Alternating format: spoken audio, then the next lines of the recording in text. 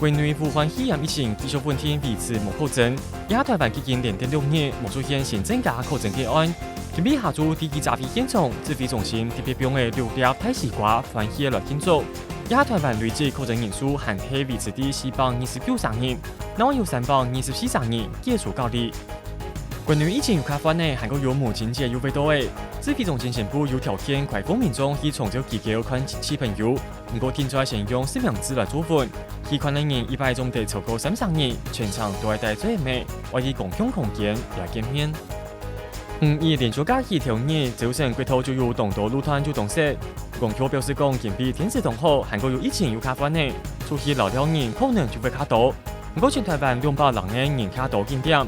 早晨都還係維持啲強等人流正常，無人減人嘅情形。現在疫情嘅關係，主要農民經濟收入未減少同多。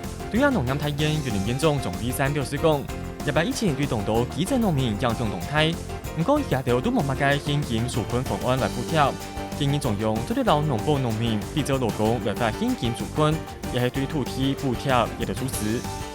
美國總統川普第3次建議表示講，已經看到明確證據，表示新型冠狀病毒係對中國武漢嘅實驗室來嘅，不過唔係講上升影響。韓國有啲建議，美國國家情報總監辦公室發出聲明強調，病毒唔係人製造嘅，同川普嘅講法有矛盾。